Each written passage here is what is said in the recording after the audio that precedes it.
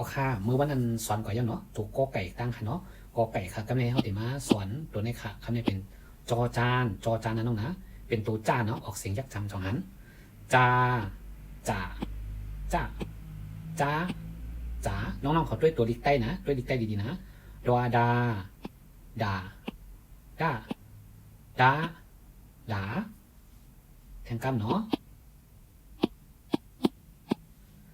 จาจ่าจ้าจ้าจ๋าดาดาดาดาดาจ้าแค่ยักจำจ้าแค่ยักจ่าจ้าแค่จำเตอจ้าจ้าแค่จำนายจำเตอจ้าจ้าจ้าแค่จ๋าดาดาดาดาดาตัวนี้ดิกใต้เขามีก็เขาไม่เฮ็ดเทอมออกจีไหนเนาะอย่าไปว่าเอาลูกกระเดิมมานั่นจำนายขึ้นจำเตอคมเฮียนั่น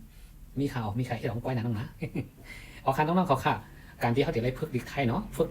ดิกไทยเนี่ยเขาต้องตัวเสียงเต็มเสียงกลางเสียงสูงนี่ตั้งแล้วน้องนะเขาน้องเขาต้องเสียงเพราะเป็นตัวเสียงเต็มน้องเขาออกเสียงเขามันหูไว้ว่าเพราะเป็นดิกไทยเขาก็เป็นเสียงจำนา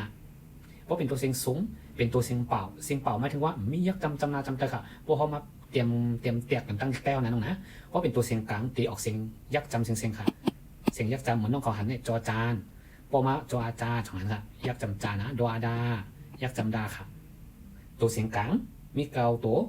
ตัวเสียงกลางมีเกาตัวยกอเฮอออกเสียงยักจำเสียงเนาะจา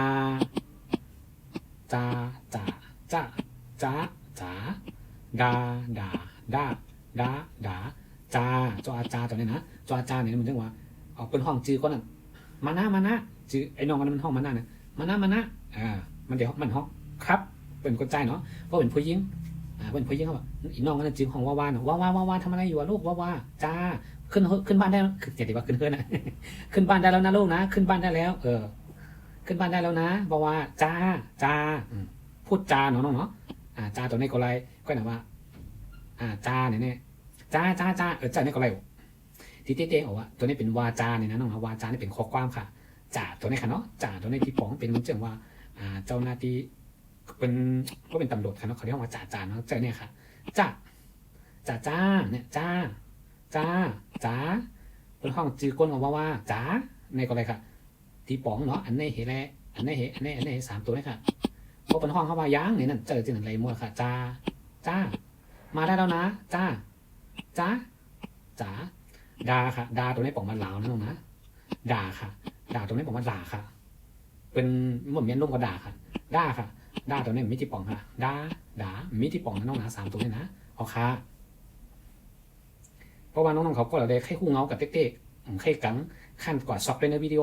สืบประเภทนะน้องนะตีมีจันเงาจัน1จัน2จัน3จัน4จัน5จัน6ค่ะอ๋อค่ะ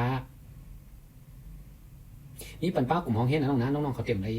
จำผิดจำถูกเอาเส้นตั้งดัดมันบอกว่าซื้อปั๊บมันกันอะไรห้องเฮ็ดป้าเพราะน้องๆเขาก็เลยก็ก็เราบวกห้องว่าใครเสียงเงินมีเงินเห็นฟรีๆกับจอมเตียนคู่ต่างห้องไม่ปันใน YouTube เลยตีในเพจเลยใน TikTok ใน3ตั้งเลยเนาะเอาค่ะเหมือนสงค่า